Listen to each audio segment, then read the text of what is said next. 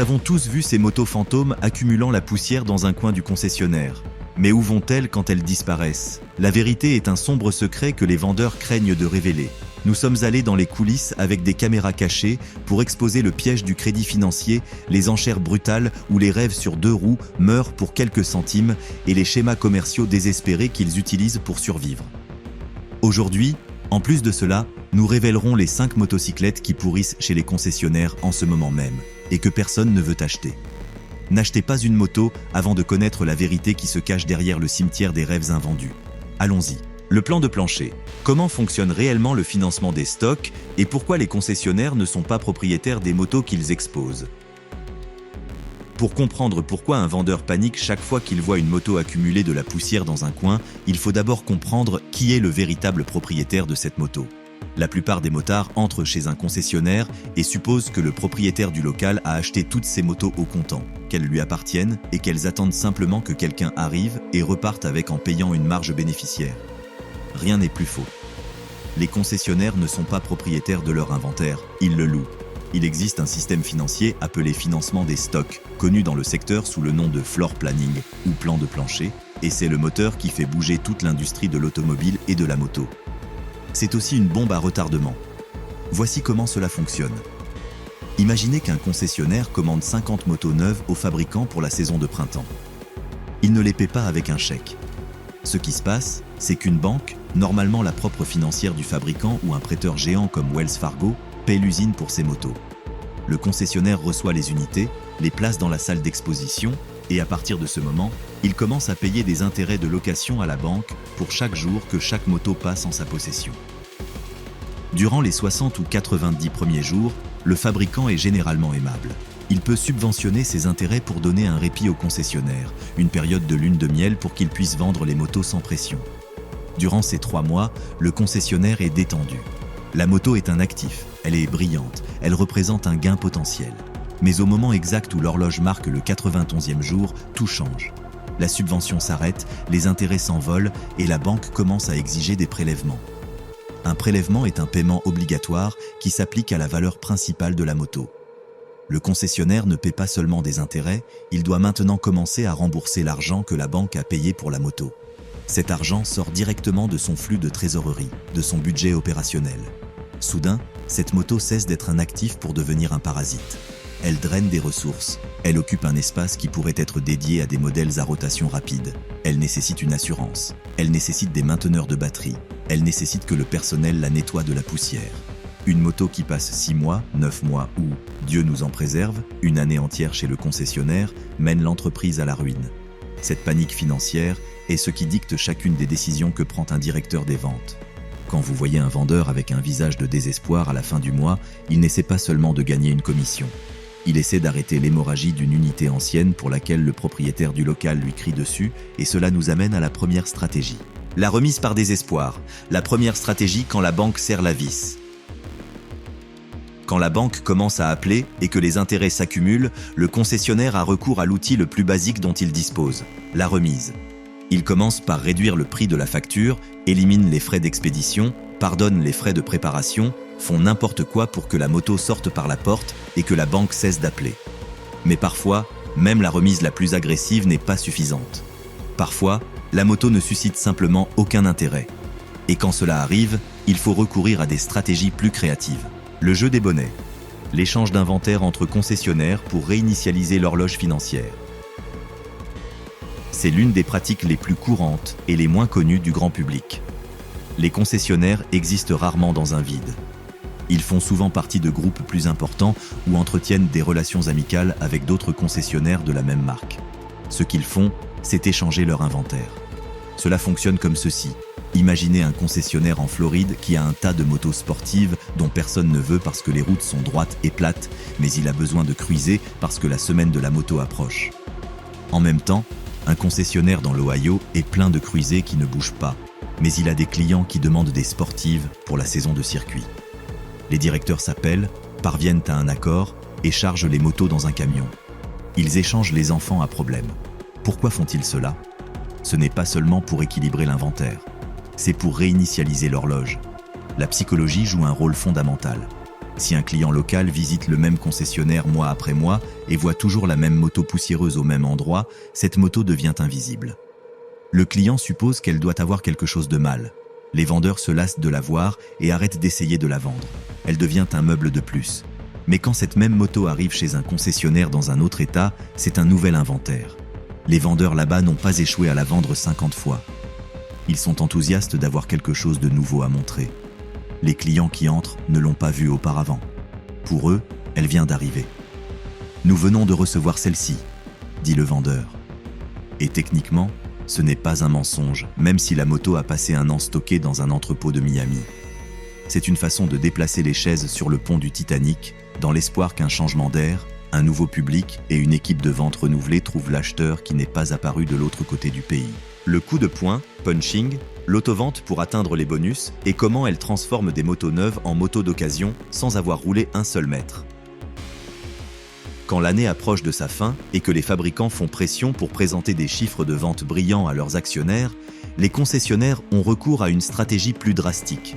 Cela s'appelle le punching ou coup de poing. Le concessionnaire enregistre la moto comme vendue, mais pas à un client réel. Il se la vend à lui-même ou à une société écran liée au concessionnaire ou la déclare comme unité de démonstration ou de prêt pour l'atelier. En faisant cela, deux choses se produisent. Premièrement, le fabricant note une vente dans ses livres, donc il est content. Deuxièmement, le concessionnaire atteint l'objectif de volume et reçoit son bonus, un chèque qui peut être assez important pour couvrir la perte qu'il va subir avec cette moto. Mais il y a un truc. Au moment où l'on enregistre une moto, la garantie commence à courir. La moto devient techniquement d'occasion aux yeux du fabricant, même si elle a 0 km au compteur. Le concessionnaire la transfère de la section des neuves à celle d'occasion. Pourquoi ferait-il cela ? À cause des règles du prix minimum annoncé. Les fabricants imposent des règles strictes sur le prix minimum auquel on peut annoncer une moto neuve. Ils ne veulent pas dévaluer la marque. Mais pour une moto d'occasion, il n'y a pas ces restrictions. Le concessionnaire peut annoncer cette moto de 18 000 $ pour 12 000 sans que l'usine ne lui inflige d'amende. Ils peuvent la brader au minimum pour s'en débarrasser. Si jamais vous avez vu sur internet une moto de l'année en cours avec seulement 5 km annoncés comme d'occasion ou de démonstration avec une grande remise, vous voyez une moto qui a reçu un coup de poing, c'est une mesure désespérée pour assainir les comptes et arrêter l'hémorragie du plan de plancher. La pige, SPIF, les pots de vin internes aux vendeurs pour qu'ils placent les unités problématiques. Quand la remise ne fonctionne pas, quand l'échange ne fonctionne pas, quand le coup de poing a déjà été utilisé, il reste au concessionnaire un dernier as dans sa manche. Motiver la force de vente. Cela s'appelle le SPIF ou la pige. C'est une prime spéciale en espèces qui est payée directement au vendeur pour placer une unité précise. Le directeur général entre le samedi matin à la réunion de vente désigne la moto poussiéreuse du coin et annonce 500 $ en espèces pour celui qui vend cette moto aujourd'hui. Soudain, l'équipe de vente a une nouvelle priorité. Ils arrêtent de montrer aux clients les motos qu'ils veulent voir et commencent à les diriger vers la moto avec récompense. Ah, vous cherchez un cruiser ? Avez-vous considéré cette allemande ? Elle est bien meilleure qu'une Harley. Vous voulez une naked ? Regardez celle-ci, c'est une édition spéciale. Ils deviennent agressifs, insistants.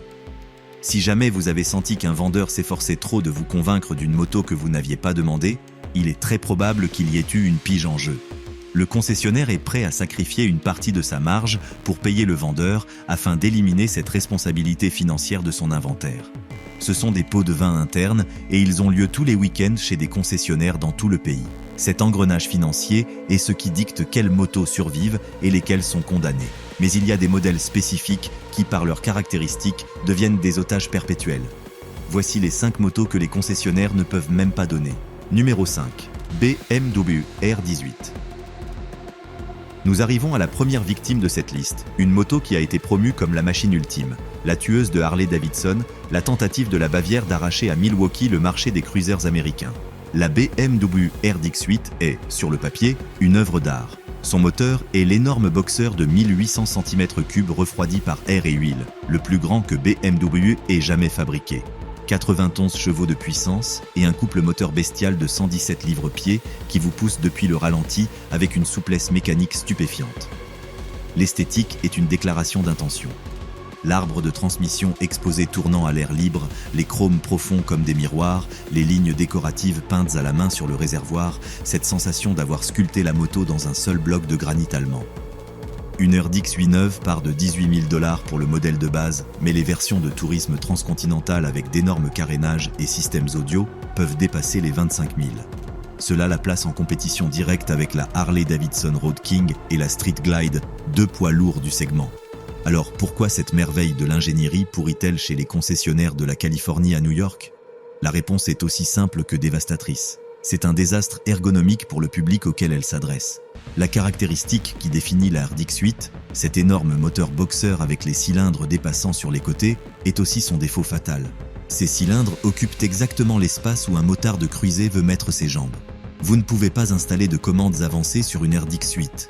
Vous êtes coincé dans une position de repose-pied médian qui finit par vous faire mal aux hanches après un moment. Sur un long voyage, vous ne pouvez pas vous étirer, vous ne pouvez pas bouger les pieds. Le moteur vous maintient immobilisé comme une selle mal ajustée. De plus, elle est incroyablement lourde. Nous parlons de presque 800 livres dans les versions de tourisme. La déplacer à basse vitesse nécessite une force et une technique que tout le monde n'a pas. Mais le problème de fond est plus profond. La RDX 8 ne sait pas à qui elle veut plaire. Le motard typique de BMW cherche la technologie, la performance en virage, la capacité de voyage. Ils achètent une GS ou une RT. Le motard typique de cruiser cherche le son, la vibration, la personnalisation infinie d'une Harley ou d'une Indian. La RDX 8 reste en terre inconnue. Elle est trop imposante pour les amateurs de sportives et trop étrange pour les amateurs de cruiser traditionnels. Le résultat est une moto magnifique qui ne trouve pas d'acheteur. Une condamnée à accumuler la poussière dans les coins pendant que les vendeurs soupirent chaque fois qu'un camion arrive avec une nouvelle unité. Numéro 4. Suzuki Katana. La prochaine condamnée est une moto qui semble incroyable sur les photos, qui fait tomber amoureux au premier regard dans les salons, mais qui refuse systématiquement de sortir de la salle d'exposition. Nous parlons de la Suzuki Katana. Quand Suzuki a ressuscité le nom légendaire Katana, le monde du moteur a frémi. Le design original des années 80 est iconique, une pièce de design industriel signée Target Design, et la nouvelle version capture parfaitement cette esthétique de sabre samouraï aiguisé. Elle semble rapide même à l'arrêt, avec ses lignes anguleuses et cet avant agressif qui ne passe pas inaperçu. Les spécifications sont indéniables. Elle utilise le moteur de la GSX 1000, le légendaire K-Sync, un 4 cylindres en ligne de 1000 cm3 qui délivre environ 150 chevaux. C'est un moteur qui hurle, qui monte en régime avec une facilité déconcertante et qui a un son qui donne la chair de poule. Elle dispose d'un contrôle de traction, de l'ABS, de freins Brembo et d'une électronique décente. Le prix tourne autour de 13 800 $, compétitif pour ce qu'elle offre. Alors, quel est le problème? Pourquoi les katanas s'accumulent-elles chez les concessionnaires alors que les naked de la concurrence s'envolent? Le défaut fatal réside dans le réservoir de carburant. Pour obtenir cette ligne de design si aiguisée, si stylisée, Suzuki lui a mis un réservoir de seulement 3,2 gallons. C'est minuscule. Sur une moto de 1000 cm3 qui, par son caractère, invite à essorer la poignée, cette capacité est une mauvaise plaisanterie. L'autonomie réelle est d'à peine 100 000 avant que le voyant de réserve ne s'allume. 100 000. Cela signifie que vous vous arrêtez dans des stations-service toutes les heures et demie, 2 heures tout au plus. Pour une moto qui pourrait être une excellente compagne de voyage, qui a la puissance et la mécanique pour manger des kilomètres, cette limitation la tue. Les motards qui cherchent une naked de grosse cylindrée veulent profiter, pas regarder constamment la jauge d'essence. La Katana est une moto pour aller prendre un café et revenir, pas pour l'exploiter sur une route de virage. Et ce décalage entre son image de guerrière et son autonomie de scooter la condamne à l'ostracisme dans les salles d'exposition. Numéro 3. Livewire S2 Delmar. La troisième condamnée est une moto qui représente le futur, ou du moins c'est ce qu'on nous a raconté. Livewire, la marque dérivée de Harley-Davidson, est née avec la mission d'être la réponse moderne, avant-gardiste et urbaine aux problèmes de la mobilité électrique sur 2 roues. La S2 Delmar était la moto qui allait attirer les masses. Elle ne coûtait pas 40 000 $ comme la Livewire originale, mais elle était censée être plus accessible. Sur le papier, les spécifications sont réellement attrayantes. 84 chevaux de puissance et un impressionnant couple moteur de 194 livres-pieds. Comme elle est électrique, ce couple est disponible dès 0 tour, ce qui signifie qu'elle se lance comme un missile. Elle accélère de 0 à 60 en 3 secondes exactement. Elle pèse 436 livres, un chiffre maniable. Et le design est révolutionnaire, avec ce style de flat tracker qui est si cool. Le prix de vente est de 15 500 $, ce qui n'est pas bon marché, mais ce n'est pas non plus la démesure de la première génération. Alors, Pourquoi l'appelle-t-on déjà le fantôme électrique? Pourquoi les concessionnaires débranchent-ils les stations de charge pour économiser de l'électricité? La réponse est une combinaison létale d'anxiété liée à l'autonomie et du prix. L'autonomie en ville est de 113 miles, ce qui semble adéquat pour aller au travail et revenir. Mais l'autonomie sur route à 55 milles par heure s'effondre à seulement 70 000. Et soyons honnêtes, qui roule à 55 sur une autoroute américaine? À des vitesses réelles de 75 ou 80 000 par heure, cette batterie se vide plus vite qu'un glaçon dans le désert. Il se peut que vous ayez 40 ou 50 000 de conduite amusante avant que l'anxiété ne vous oblige à chercher une prise. Les concessionnaires ont été contraints d'investir dans de coûteuses stations de charge rapide pour pouvoir vendre ces motos, des investissements de dizaines de milliers de dollars. Maintenant, ces stations sont là, inutilisées, tandis que les motos restent alignées avec la batterie à 100%, accumulant la poussière. Les premiers adoptants, les technophiles qui veulent toujours le dernier cri, ont déjà acheté les leurs et sont partis. Le motard moyen n'est pas intéressé. Il ne veut pas se soucier de savoir s'il arrivera ou non au village suivant. Et le pire, c'est que chaque mois qui passe, la technologie des batteries progresse, laissant la S2 Delmar un peu plus obsolète, un peu moins attrayante. C'est un actif qui se déprécie plus vite que n'importe quelle autre moto chez le concessionnaire, un trou noir financier. Mais il y a une raison plus profonde pour laquelle la S2 Delmar pourrit chez les concessionnaires, et cela a à voir avec l'identité. Les acheteurs de Harley-Davidson achètent un héritage, achètent du bruit, achètent le rituel du week-end. La Livewire, étant électrique, n'offre rien de tout cela. Elle est silencieuse, elle est propre, elle est moderne, mais ce n'est pas une Harley. Et les acheteurs de motos électriques, de leur côté, regardent Livewire et voient une marque avec un ADN de combustion essayant de paraître moderne, mais avec un prix supérieur à celui de concurrents plus spécialisés comme Zero ou Energica. La S2 Delmar ne finit par s'intégrer nulle part. Elle est trop chère pour l'urbain qui cherche un scooter électrique, trop radical pour le motard traditionnel et trop limitée en autonomie pour celui qui veut voyager. C'est une moto qui flotte dans un limbe commercial dont il est très difficile de s'échapper. Et pendant ce temps, les batteries se dégradent, la technologie avance et la remise nécessaire pour la vendre croît chaque mois qui passe. Numéro 2. Honda XL 750 Transalp, version USA. Parfois, une moto échoue non pas parce qu'elle est mauvaise, mais parce qu'elle ne s'ajuste pas aux besoins spécifiques du marché dans lequel elle se vend. C'est le cas de la Honda XL 750 Transalp, une moto qui est légendaire en Europe, où les routes sont étroites et les virages infinis, mais qui aux États-Unis accumule la poussière chez les concessionnaires. Honda a ramené le nom Transalp pour rivaliser avec la Yamaha Ténéré 700 et la Suzuki V-Strom 800DE dans le segment des aventurières de poids moyen, une catégorie qui est en plein essor. Les spécifications sont solides. Le moteur est un bicylindre parallèle de 755 cm3 qui délivre 83 chevaux. Elle est agile, amusante, dispose d'électronique, de modes de conduite et de la fiabilité infinie de Honda. Le prix est attrayant, 9 999 $. Elle est moins chère que la concurrence. Alors, pourquoi ne se vend-elle pas? Parce que Honda, dans sa stratégie de réduction des coûts pour la version américaine, a éliminé des équipements clés et les motards américains s'en sont rendus compte instantanément. Premièrement, elle vient avec des pneus avec chambre à air montés sur des jantes à rayons. En 2026, le motard d'aventure veut des pneus sans chambre, parce que si vous crevez au milieu de nulle part, réparer une chambre est un cauchemar. La V-Strom 800DE porte aussi des chambres, mais a de meilleures suspensions. La Ténéré porte aussi des chambres, mais a une légion de fans et une performance tout-terrain supérieure. Deuxièmement, et c'est impardonnable, elle n'a pas de régulateur de vitesse.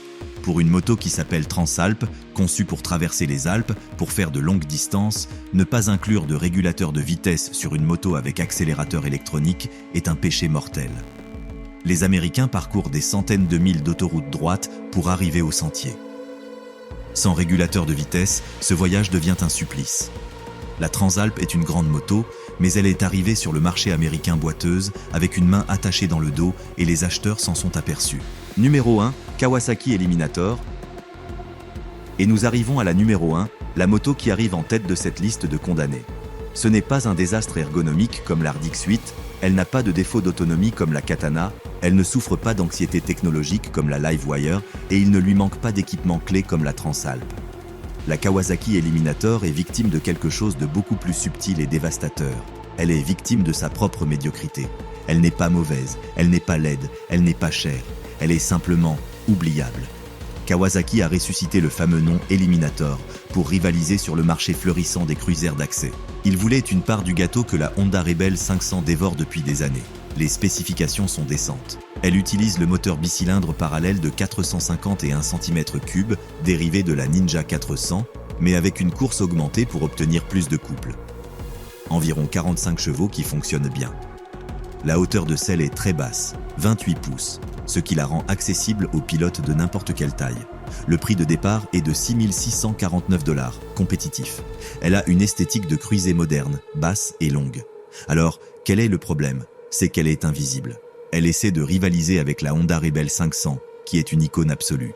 La Rebel a un marché d'accessoires énorme, une réputation prouvée durant des années et un style distinctif qui la rend reconnaissable entre mille. L'Eliminator, en revanche, a un aspect générique, comme si elle avait été conçue par un comité qui voulait s'assurer de n'offenser personne. Elle ne provoque pas de passion, elle n'éveille pas de désir. Les vendeurs racontent que les gens s'assoient dessus, la trouvent confortable, ne lui voient pas de défauts, et puis ils s'en vont et achètent autre chose, soit une Rebel, soit une Harley Sportster d'occasion, ou n'importe quelle moto qui a un peu de personnalité. L'Eliminator est la moto qui répond à une question que personne n'a posée.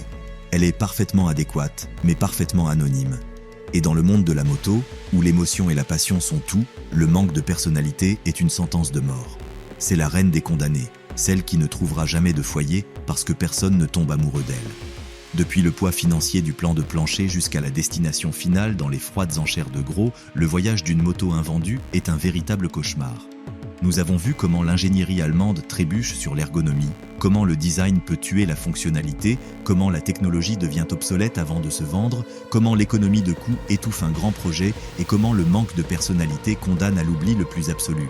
La prochaine fois que vous verrez cette moto poussiéreuse dans le coin du concessionnaire, avec l'étiquette décolorée et la batterie morte, rappelez-vous, ce n'est pas seulement une motocyclette, c'est un otage financier qui attend d'être secouru.